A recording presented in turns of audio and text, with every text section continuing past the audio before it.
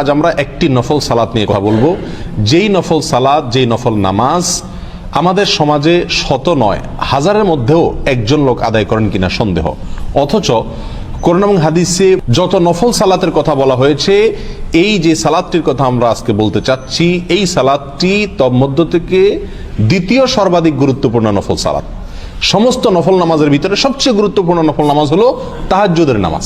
তাহাজ্জুদের পরে দ্বিতীয় সর্বোচ্চ গুরুত্বপূর্ণ নফল সালাত হলো সালাতুদ দুহা বা চাশতের নামাজ। সালাতুদ দুহা বিষয়ে নবী আলাইহিস সালাম থেকে এত হাদিস বর্ণিত হয়েছে, এত গুরুত্ব বর্ণিত হয়েছে যে অন্য কোন নফল সালাত বিষয়ে এত বেশি গুরুত্ব আরোপ করা হয়নি। অথচ এই নামাজটি আমাদের সমাজে সবচেয়ে বেশি নফল সালাতের ভিতরে সবচেয়ে বেশি অবহেলিত, সবচেয়ে বেশি মৃত, সবচেয়ে বেশি বিলুপ্ত প্রায়।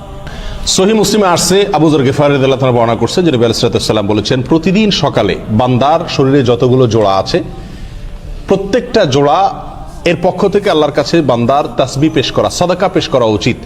আর প্রতিবার সুবহানাল্লাহ বলা, আলহামদুলিল্লাহ বলা, লা ইলাহা ইল্লাল্লাহ বলা, আল্লাহু আকবার বলা, এগুলো হলো সাদাকা। অর্থাৎ প্রতিটি অঙ্গ প্রত্যঙ্গ থেকে, প্রতিটি জোড়ার পক্ষ থেকে আল্লাহর কাছে সাদাকা, শুকরিয়া আদায়। তো প্রতিদিন সকালে এটা বান্দার করা উচিত। আর প্রত্যেক জোড়ার পক্ষ থেকে তাসবিহ, তাহলিল, তাকবীর, তাহমিদ অর্থাৎ সুবহানাল্লাহ, আলহামদুলিল্লাহ, লা ইলাহা ইল্লাল্লাহ, আল্লাহু আকবার বলা, এটা খুব সহজ কাজ না প্রতিদিন নিয়মিত। নবী আলাইহিস সালাম সহজ করে দিয়েছেন এই জন্য, যদি কোনো মানুষ সকালে 2 রাকাত সালাত আদায় করে তাহলে তার এই প্রত্যেকটা অঙ্গ প্রত্যঙ্গের পক্ষ থেকে সাদাকা দেওয়ার কাজ হয়ে যায়।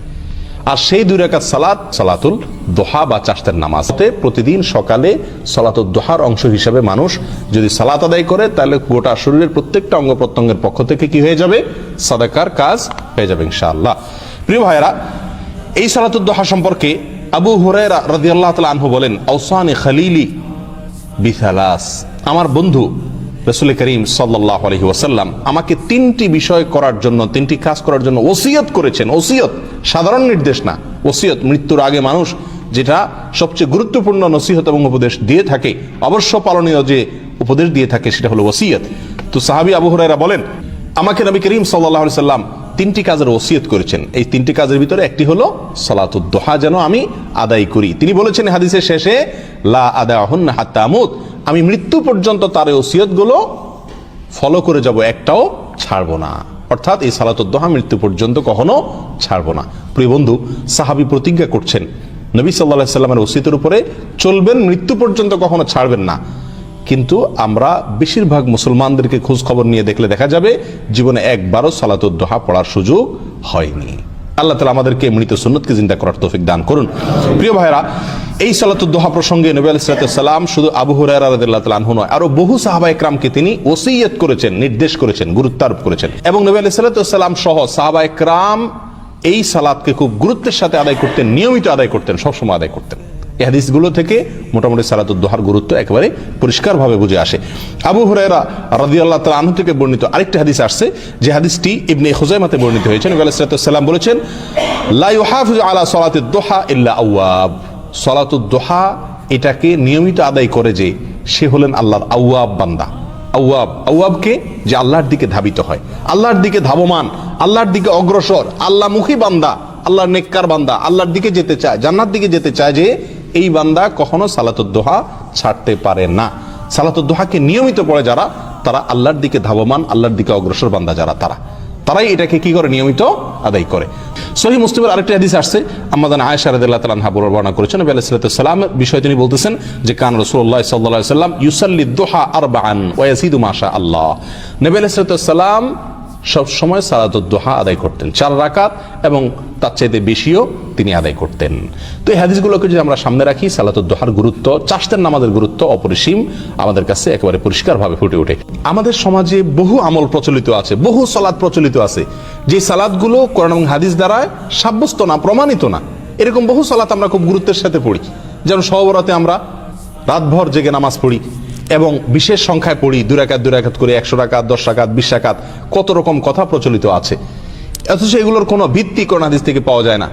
শবে মেরাজ আদায় করে, এরকম আরো বহু নামাজের অস্তিত্ব আমাদের সমাজে আছে, যেগুলোর কোনো অস্তিত্ব কোরআন এবং হাদিসে নাই। কিন্তু এই সালাতুদ দুহার মতো গুরুত্বপূর্ণ সালাত, যেটা সম্পর্কে এমন কোন হাদিসের কিতাব নাই যেখানে পাওয়া যাচ্ছে না, এবং নবী আলাইহিস সালাম নিজে জীবনে ছাড়ছেন না, সাহাবা ইকরামকে গুরুত্ব আরোপ করছেন, ওসিয়ত করছেন এবং বারবার বলছেন, বিভিন্ন সাহাবীকে বলছেন, সেটির অস্তিত্ব আমাদের সমাজে খুঁজে পাওয়া যায় না। কিন্তু যে সমস্ত সালাতের কোনো অস্তিত্ব কোরআন হাদিসে নাই, সেগুলো মাশাআল্লাহ সমাজে দেখা যায় অনেক মানুষ করে থাকেন। আল্লাহ তাআলা আমাদেরকে বুঝার তৌফিক দান করুন। এই চাশতের নামাজ আমরা কিভাবে পড়বো, কোন সময় পড়বো? চাশতের নামাজ বা এই সালাতুদ দোহা পড়ার সময় হলো সূর্য ওঠার 20-15-20 মিনিট পর থেকে নিয়ে শুরু হয়, একেবারে জোহরের ওয়াক্ত হওয়ার আগ পর্যন্ত এই টাইমের ভিতরে পড়া যায়। ওলামা ইকরামের অনেকে এশাকের সালাতকে আলাদা বলেছেন, অর্থাৎ সূর্য ওঠার পর একটা নামাজ আলাদা বলেছেন 2 রাকাত, আর এরপরে 8টা-9টার দিক থেকে নিয়ে জোহরের ওয়াক্ত হওয়ার আগ পর্যন্ত। অনেক ওলামা ইকরাম বলেছেন সর্বনিম্ন এটা 2 রাকাত, আর অনেকে বলেছেন 4 রাকাত। তো আমি 4 রাকাত পড়লে সবার মত অনুযায়ী মোটামুটি হয়ে যাচ্ছে। 4 রাকাত আমি সর্বনিম্ন আদায় করব, আর 8 রাকাত পর্যন্ত অনেকে বলেছেন নবী আলাইহিস সালাম থেকে সাবেত। আর এই হাদিসে যেহেতু আমাদের আয়েশা মুসলিমের হাদিসে বলেছেন যে ওয়ায়াজিদু মাশা আল্লাহ, এর বেশি তিনি যতটুকু আল্লাহ তৌফিক দিতেন পড়তেন। এই জন্য অনেক ওলামা ইকরাম বলেন কোনো সীমা নাই, আপনি 4 রাকাত, 6 রাকাত, 8 রাকাত যতটুকু সুযোগ পড়েন। বাকি বেশিরভাগ নবী আলাইহিস সালাম থেকে এবং সাহাবা ইকরাম থেকে 8 রাকাতের কথা বর্ণিত আছে। প্রতিদিন না পারেন সপ্তাহে একদিন হলো এই সালাতটা পড়ার অভ্যাস করতে হবে। সাধারণ সূরা কেরাত দিয়ে অন্য সালাতের মতোই পড়তে হবে। এবং এই সালাত যদি আমি পড়ার সুযোগ না পাই, আমার কর্মব্যস্ততার কারণে আমি চেষ্টা করলে আমার দ্বারা যদি সম্ভব না হয়, অন্তত বন্ধের দিনে হলো একবার পড়ি, মাসে হলো একবার পড়ার চেষ্টা করি। নবী আলাইহিস সালাম যেটাকে এত গুরুত্ব দিয়েছেন, ইসলামে যেটা দ্বিতীয় সর্বোচ্চ গুরুত্বপূর্ণ নফল সালাত, সেটা আমি জীবনে একবার আদায় করব না, মাসে একবার আদায় করব না, এটা নবী আলাইহিস সালামের সুন্নতের প্রতি অবহেলা, অবিচার ছাড়ার কিছু না। এই জন্য ভাই প্রতিজ্ঞা করি, চেষ্টা করি, আর যদি নিজে আমল করতে না পারি, এই আলোচনাটাকে ছড়িয়ে দেওয়ার চেষ্টা করি, এই মাসআলাটাকে, এই বিষয়টাকে ছড়িয়ে দেওয়ার চেষ্টা করি, অন্যের মধ্যে প্রচার করবার চেষ্টা করি, যাতে অন্যরা আমল করতে পারে। আমার প্রচারের মাধ্যমে যদি কেউ আমল করে, তো নবী আলাইহিস সালামের হাদিসের আলোকে তার আমলের কারণে যে সওয়াব সে পাবে, তার সমপরিমাণ সওয়াব আল্লাহ তাআলা আমাকেও দিবেন। আর এই সুন্নাতটা যেহেতু এখন মৃতপ্রায় হয়ে গেছে, বিলুপ্ত হয়ে গেছে, এটাকে জিন্দা করলে যত মানুষ এটা করবে, তাদের সমপরিমাণ সওয়াব আমরা ইনশাআল্লাহ পাবো। আল্লাহ তাআলা আমাদের সকলকে তৌফিক দান করুন। জাযাকুমুল্লাহ।